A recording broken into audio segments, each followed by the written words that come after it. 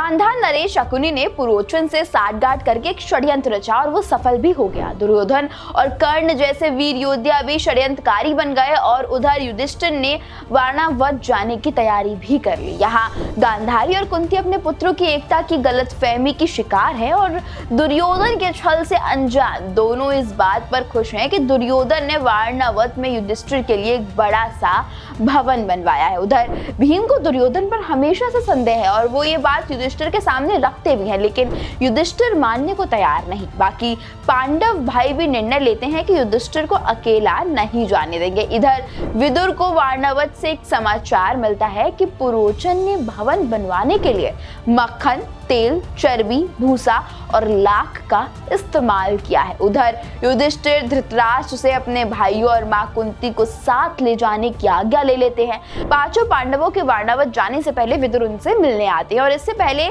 कि विदुर उन्हें कोई सूचना दे तभी वहां शकुनी और दुर्योधन भी आ जाते हैं। लेकिन विदुर बातों बातों में पांडवों को संकेत दे ही देती है कि कहीं तो आग लगने वाली है। अगले दिन पांचों पांडव अपनी मां कुंती के साथ वारणावत की ओर प्रस्थान कर लेते हैं तो पुरोचन उनका स्वागत कर अपने हाथों द्वारा बनाया गया भवन दिखाता है।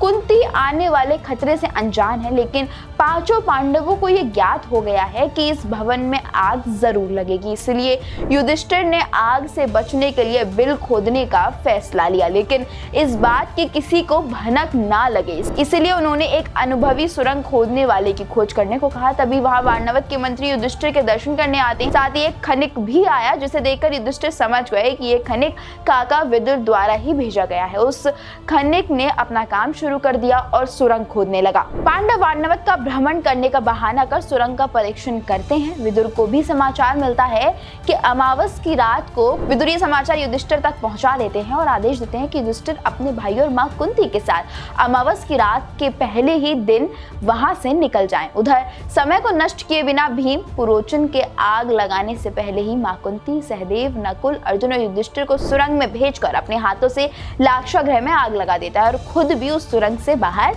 निकल जाता है। इस आग में पुरोचन भी जलकर मर जाता है। लाक्षागृह को आग की लपटों में देखकर वारणावत के सभी लोग वहां आ जाते हैं और लाक्षागृह के जलने का समाचार शकुनी को मिलता है। इधर वो बहुत खुश होता है, लेकिन वो इस बात से अनजान होता है कि पांचों पांडव और कुंती उस सुरंग से बाहर वन की ओर जो है वो निकल चुके हैं। शकुनी समाचार लेकर धृतराष्ट्र के पास जाता है, जिसे सुनकर धृतराष्ट्र और गांधारी दोनों के पैरों तले जमीन खिसक जाती है। धृतराष्ट्र को यही लगता है कि पांचों पांडव को मारने का षड्यंत्र शकुनी ने रचा है और क्रोधित होकर वो शकुनी को वहां से जाने का आदेश देते हैं। धृतराष्ट्र और गांधारी दोनों पांचों पांडव और कुंती की मृत्यु पर शोक जताते हैं और ये समाचार तातश्री भीष्म को देते हैं, जिसे सुनकर वो भी शोक में डूब जाते हैं। तो इस तरह से पांचों पांडव सुरंग के द्वारा लाक्षागृह से बाहर निकलते हैं। इस वीडियो में बस इतना ही। आपको ये पूरी जानकारी, पूरी कहानी कैसी लगी हमें कमेंट करके जरूर बताएं।